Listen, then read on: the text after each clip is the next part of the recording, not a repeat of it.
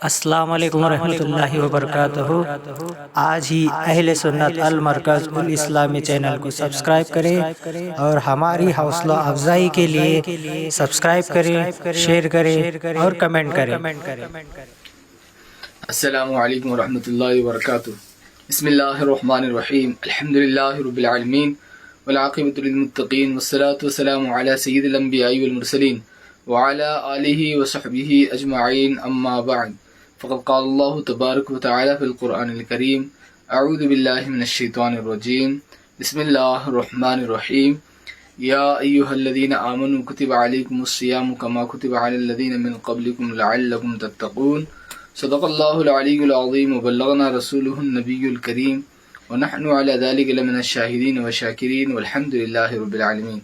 قال اللہ تبارک وتعالی فی شأن حبیبہ الکریم، ان اللہ وملائکتہ یصلون علی النبی یا ایہا الذین آمنوا صلوا علیہ وسلموا تسلیما۔ اللہم صلی علی سیدنا وشفیعنا ونبینا وحبیبنا مولانا وجانا محمد صلی اللہ علیہ وسلم وسلم، صلی علیہ الصلاۃ والسلام علیک یا رسول اللہ صلی اللہ تعالی علیہ وسلم۔ معزز ناظرین و سامعین، اللہ تبارک و تعالیٰ کا بے شکر احسان ہے کہ اللہ تبارک و تعالیٰ نے محض اپنے فضل و کرم سے اور حضور نبی اکرم صلی اللہ تعالی علیہ وسلم کے صدقے ہم تمام کو ماہ رمضان المبارک کے 30ویں روزے کی سحری کی توفیق عطا فرمائی۔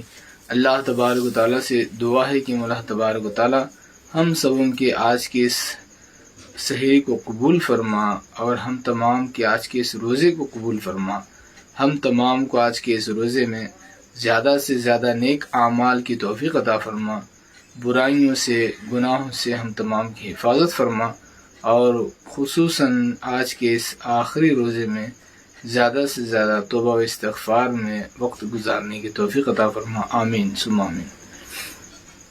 اللہ تبارک و تعالیٰ قرآن پاک میں ارشاد فرماتا ہے کہ اے ایمان والو، تم پر رمضان کے روزے فرض قرار دیے گئے جیسا کہ تم سے اگلوں پر روزے فرض تھے، تاکہ تم متقی اور پرہیزگار بن جاؤ۔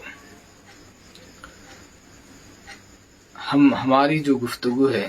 وہ توبہ کے تعلق سے جاری۔ آج رمضان المبارک کا آخری دن ہے۔ آج رمضان المبارک ختم ہے۔ آپ تمام حضرات آج زیادہ سے زیادہ دعائیں کرتے رہیں، اللہ تبارک و تعالیٰ کے فضل کو مانگتے رہیں، خدا کی رحمت کا سوال کرتے رہیں،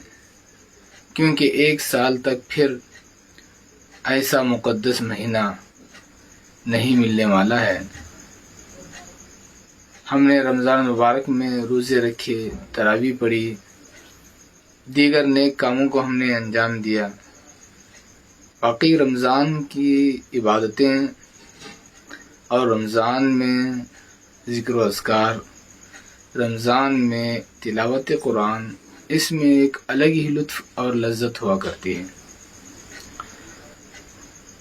کیونکہ رمضان اللہ تبارک و تعالیٰ اس مہینے میں جنت کے دروازے کھولتا ہے، جہنم کے دروازے بند کر دیتا ہے، شیاطین اس ماہ میں جکڑ دیے جاتے ہیں اور رحمت کے فرشتوں کا کثرت سے نزول ہوتا ہے۔ اس لیے اس ماہ میں بندوں پر اور ماہ کے بنسبت نیکیاں کرنا آسان ہوا کرتا ہے۔ یہ اور بات ہے کہ انسان شیطان شکنجے میں پھنسنے کے باوجود، شیطان کو شکنجے میں پھانس دیے جانے کے باوجود، اسے جکڑ دیے جانے کے باوجود نفس کی شرارتوں میں آ کر گناہوں میں ملوث رہتا ہے۔ دوستو اور بزرگوں، چونکہ ہمارا نفس سال کے 11 ماہ تک مسلسل گناہ کی بیماریوں میں مبتلا رہتا ہے، اور اس ایک ماہ رمضان المبارک میں گناہ چھوڑنے پر تھوڑی اسے دقت اور پریشانی ضرور ہوتی ہے، لیکن ہم گناہوں سے توبہ کرتے ہوئے،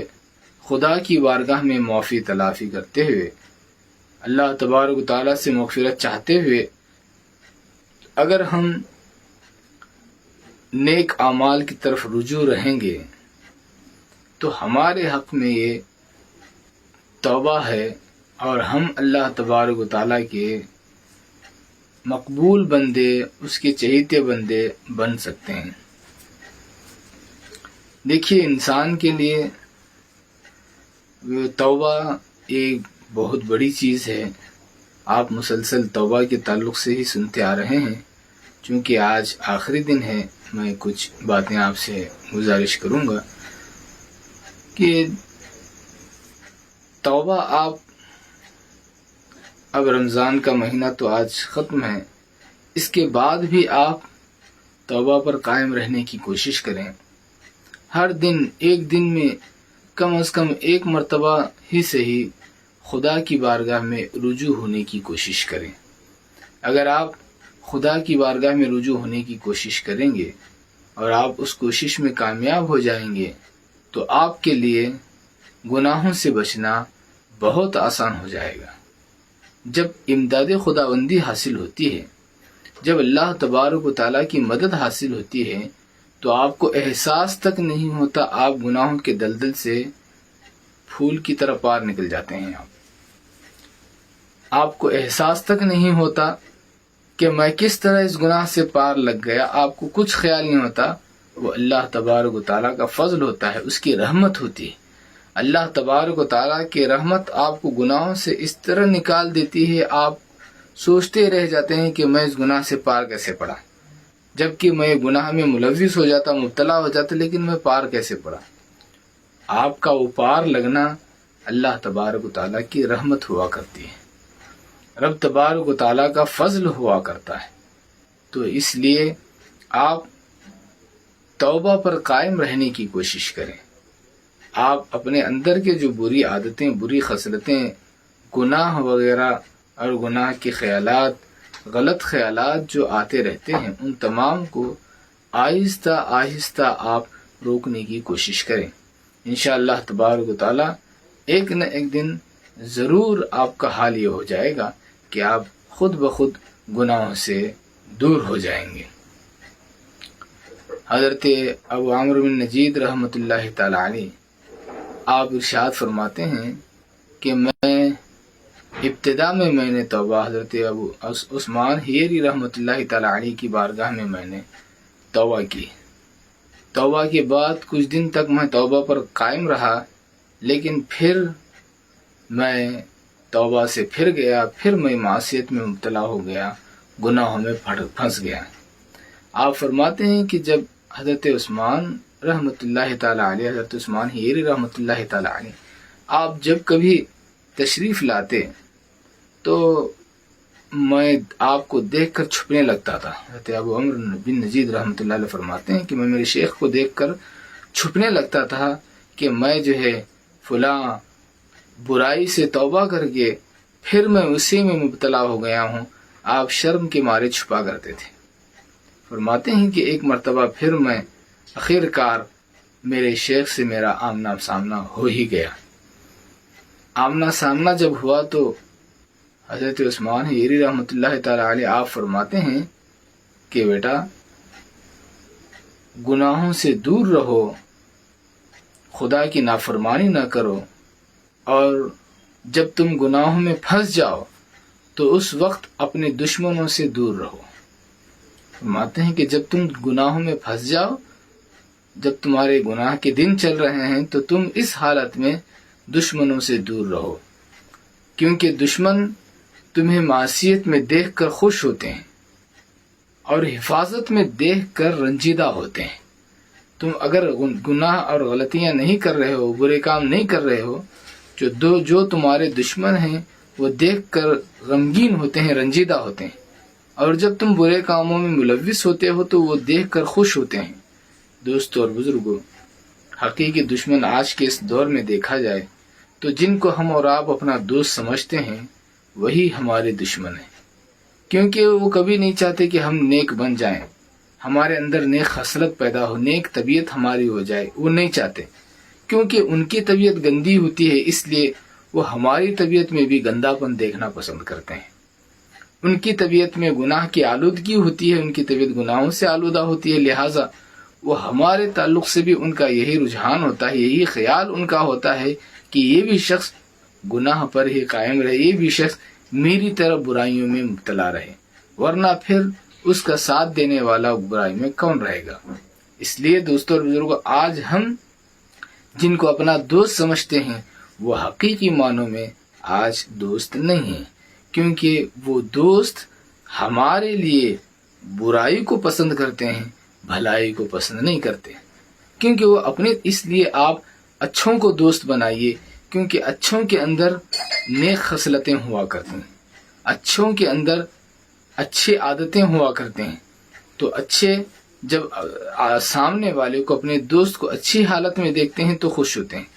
اگر وہی گناہ میں اور برائی میں اگر دیکھتے ہیں تو وہ رنجیدہ ہوتے ہیں اور اپنے دوست کی حفاظت کی کوشش کرتے ہیں۔ تو دوستوں اور بزرگوں، حضرت عثمان حیری رحمۃ اللہ تعالی آپ اس وقت جو ہے حضرت ابو عمرو نجید رحمۃ اللہ علیہ سے فرماتے ہیں کہ بیٹا تم اپنے دشمنوں کو ناخوش کرو، ان سے دور ہو جاؤ، اس لیے کہ تمہارے دشمن معصیت میں دیکھ کر، نافرمانی دیکھ کر خوش ہوتے ہیں اور فرما برداری میں دیکھ کر رنجیدہ ہوتے ہیں۔ پھر فرماتے ہیں کہ اگر تمہارے سے اگر گناہ سے بچنے کی اگر تمہارے اندر سکت نہیں ہے، اگر تم نہیں بچ پا رہے ہو تو تم ہمارے پاس آ کر رہ جاؤ، تاکہ ہم تمہیں گناہوں کی آلائش سے باہر نکال لے آئیں۔ آپ فرماتے ہیں کہ جیسے ہی میرے شیخ نے الفاظ کہے، میرے دل سے گناہ کی لذت جاتی رہی، گناہ کا تصور و خیال، گناہ کی محبت جاتی رہی، پھر میں توبہ پر قائم ہو گیا، پھر میں نے خدا کی بارگاہ میں توبہ کی کہ الہی میں جو تیری بارگاہ سے پھر چکا تھا، اب میں تیری بارگاہ کی طرف پھر لوٹ آتا ہوں، الہی تو مجھے قبول کر لے۔ دوستو اور بزرگوں، یعنی انسان جو ہے جہاں تک ہو سکے توبہ پر قائم رہنے کی کوشش کرے، اگرچہ توبہ کے بعد وہ پھر گناہ میں مبتلا ہو جائے، لیکن ہمت آپ ہرگز نہ ہاریں، ہمت نہ ہاریں، ہمت سے رہیں، ضرور بھی ضرور اللہ تبارک و تعالی ہم تمام کو توبہ کی توفیق عطا فرمائے گا، اور توبہ سے ہم تمام جو ہے مشرف رہیں گے، توبہ سے مستفیض ہوں گے۔ اس لیے میں آپ تمام حضرات سے ہی گزارش کرتا ہوں کہ رمضان کے بعد بھی آپ توبہ پر قائم رہیے، نمازیں پابندی کے ساتھ ادا کرتے رہیے، برائیوں سے بچنے کی کوشش کیجیے، آپ کے اندر جہاں تک طاقت ہے وہاں تک آپ نیکیاں کرنے کی کوشش کریں، برائیوں سے، گناہوں سے اپنے آپ کو بچاتے رہیں۔ خصوصاً میں تمام حضرات سے یہ گزارش کروں گا کہ فلسطین کے مسلمانوں کے لیے آپ دعائیں خیر کریں، ان کے حق میں آپ دعائیں کریں کہ اللہ تبارک و تعالی جلد از جلد ان کے مسئلے کو حل فرمائے، اور وہاں کے جو مسلمانوں پر ظلم و ستم ڈھایا جا رہا ہے،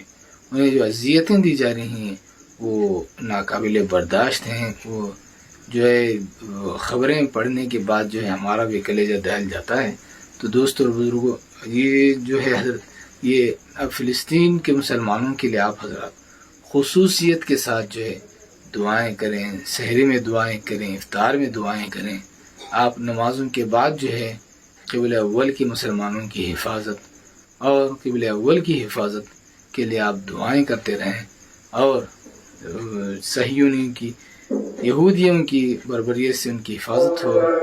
اور یہودیوں کے حق میں جو ہے یہ کہیں کہ اللہ تبارک و تعالیٰ انہیں نیست و نابود کرے، رب تبارک و تعالیٰ ان کی جمعیت کو پھاڑ دے۔ اللہ تبارک و تعالیٰ سے دعا ہے کہ اللہ تبارک و تعالیٰ ہم تمام کو رمضان کی برکتیں، رحمتیں عطا فرما، ہم تمام کے روزوں کو قبول فرما، اور فلسطینی کی خصوصیت کے ساتھ امداد فرما، ان کے حق میں خیر کے فیصلے فرما، آمین ثم آمین۔ سبحان ربک رب العزت عما یصفون، سلام علی المرسلین، الحمد للہ۔